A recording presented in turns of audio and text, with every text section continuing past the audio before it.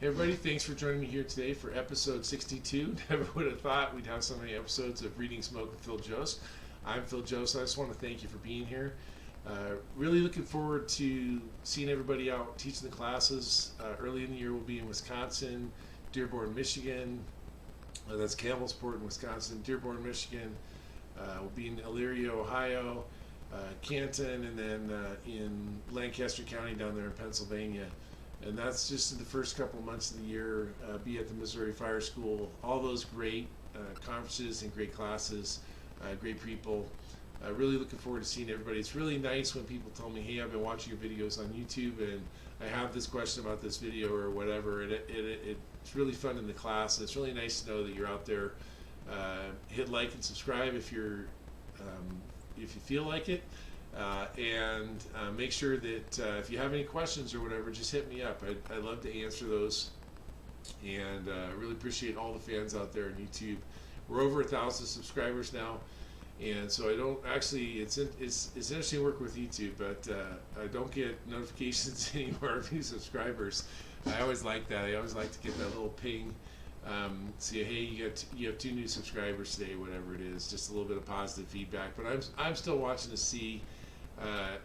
We're adding subscribers almost every day, and I appreciate you being out there and spreading the word. So let's get this thing started.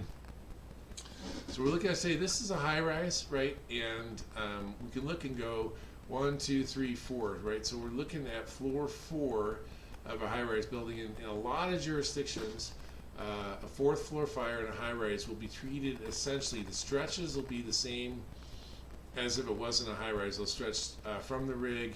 They'll still charge the standpipes and stuff, but they're the speed of deployment, and I talk about speed and efficiency a lot when I'm doing the Reading Smoke classes in person. We've touched on it some here in the YouTube channel, but I'm not sure what this fire department's got going on, other than I can see they've got the standpipe charged here. But you know, as always, we're not really talking tactics, we're talking reading the smoke. Right, so we have a low volume, a little bit of turbulence here, but not super high turbulence. It is rising right out of the gate, and it looks like there might be a little bit of a wind condition, although this isn't the side where the wind's pushing in, right? When it gets up here, it takes off, but it stays pretty vertical in the middle, so the wind's not blowing right into these windows, which is an important thing to look at. Is when you're arriving at these fires, is if there's wind in the area, you want to really be cognizant of where it's coming from, and if at all possible, keep it at your back. Now that's not always possible because the hallway is where the hallway is, right? But if you came and the wind was blowing right in here, you'd have to really understand what's going on with wind-fed fires. But that's not the case here. And we're looking at this as this thing grows, right? We're keeping an eye on the neutral plane, and as these windows start to break, we'll see that we maintain a bidirectional flow at this window. Right now there's just a little bit of smoke going in, air going in here, but you can see there's smoke coming out this crack at the bottom of these windows occasionally, but most of the time that's acting as an intake. Now, because the neutral plane is sort of in the middle of the window, right, the way I read that is it tells me that most likely the door to this unit is closed, right? Because when we look at the neutral plane, it can be different in different areas of the building, but it's usually pretty close, especially in smaller occupancies. Like, these are not big, huge apartments, right?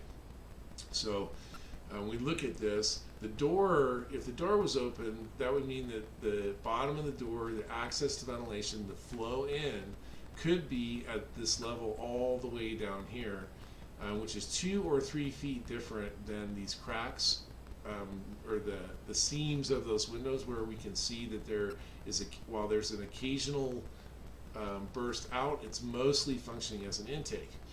And so the same thing could be occurring at the door. So over at the door, it could be, if the door is open, it could be that the neutral plane is right here. But the way that this is with a relatively high neutral plane, my impression is that the unit door is likely closed. Now, from a tactical perspective, that's what I'm expecting. When I I get to the top of the stairs and I open the door from the stairway into this hallway, I'm going to be able to tell right away whether or not that, I'm going to read the smoke and tell right away if that door is open or closed, right? And the big difference is, and in most organizations, if you're the first unit up there, you have to give a report, right? So if I get up there and I open the door and the smoke is high, thin, right, it's right up at the ceiling level, there's not much of it, right? So the volume is low. The velocity is really not going to be moving at all, maybe just a little bit of movement, but it's going to be laminar for sure, right? It's going to be thin and probably white or on the lower end of the grayscale. That's what I'm expecting, because I think the door is likely to be closed. Now, if I open that door to read the smoke at the top of the stairs at floor 4, and I have smoke banked down essentially to this neutral plane level, right? Maybe the 4-foot level, the 3-4 foot level, and above that I have high volume, turbulent, thick and black, or even pretty significant. It doesn't even have to be turbulent really anymore. It can still be cool just because the heat's getting transferred as it rolls down that hallway, and it might just be sitting there because there may not be anywhere for it to flow outside of the hallway, right? So it's just filling with smoke. The smoke's starting to bank down, and the fresh air that's in the hallway is going into the apartment, right? That's a possibility, but as soon as you take a look through that door, you're going to know one or the other. And the reason that I think it's important, let's keep it rolling here, the reason I think it's important to get that information out is if the door's open, I probably need to stretch and charge in the stairwell. If the door is closed, I can stretch all the way down the hallway right to the front, right to this door. It's going to be masked up and all that stuff, but I can stretch right to this door, call for water or charge from the standpipe right at the door, and I'm going to save minutes on my overall evolution. So that's why we want to read this neutral plane, understand what's going on, and that's what I think is going on here. I don't know for sure, right? I just have my expectations, because I think if the door was open, this would be 100% exhaust over here, right? Because the door has access to air so much lower that the neutral plane would be lower in the space, and this would maintain 100% exhaust. But as these panes start to fail and the fire grows in here, we're going to see that it maintains sort of a bidirectional flow at about this level. And again, could be doors open. That's my expectation. And with any expectation, we have to confirm or deny it as the situation goes along, right? Okay, so the windows are starting to go down, they're starting to fail, but still maintaining a little bit, right? There's a little bit of smoke coming out. And now we're going to get a chance to see, but we can see at the bottom here, right, there's definitely, I think you can see that there's still a little bit of intake as this window breaks here, there's definitely a bidirectional flow at the window, even though as soon as it goes in, it's mixing and it's consuming, so it looks like nothing but fire. But we definitely have a relatively higher than the doorway level of neutral plane. Excuse me. Now we're going to get a chance to see him hit this with the deck gun and do a little bit of transitional and just see how effective that is and what the outcome is. And you notice that if there's smoke poured into the hallway, it's also going to change over to copious volumes of turbulent white. But since it's not open back there as much, it's not going to be quite as thick, but the temperatures are going to just fall through the floor as soon as they start adding this water to the mix. And we can see right here, right, it's almost 100% clean, pristine, dissipating white here. A little bit of dirty still mixed in, but the transitional attack is over, so it's only like 6, 8, 10 seconds, something like that. Significant impact on the fire, as we can see from the change in the smoke, right? The volume, velocity, density, color all change dramatically. And so what we'd want to do is keep an eye on this. We're going to have to get in there and put it out completely, right? There's going to still be some fire here that's working. right? But we have bought time for us to get our crews up there and to get people out of this building and make sure they're not exposed to the smoke, right?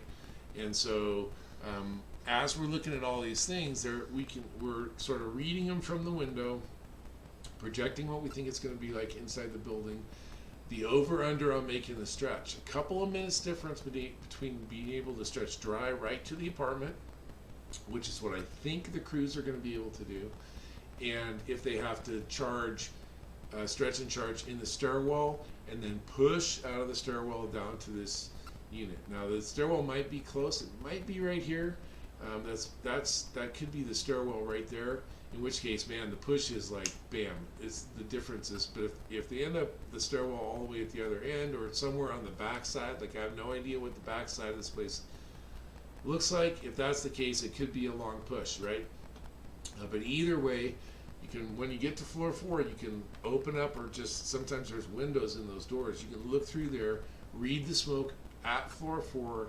Does it correlate to what you expected? And make sure to give the IC or the division or group supervisor, whoever it is you're working for, a report of those conditions. All right, as always, there's new content here every Thursday at 2. Sometimes it's live, sometimes like this one it's taped, because I got, well, one thing, I can turn this camera on, it's snowing right now, so snowboard season has started. I'm going to be doing a lot of that. I am retired after all, and doing a lot of teaching, plus the holidays coming up, a lot of family activity, right? So I appreciate whenever I can be live, I'll be live, but sometimes like today, it's got to be taped. And I hope everybody understands. I hope everybody has a Merry Christmas. Thank you so much for giving me the gift of your viewing of these videos over the last year and a half. 62 episodes in and going strong. I really do appreciate you being here and helping me spread the Reading Smoke word to the Reading Smoke Nation. And we will definitely, if you get a chance to come to one of the classes, please say hello and spread the word, like and subscribe. I appreciate it. For Reading Smoke with Phil Jost, I'm Phil Jost, and I'm out.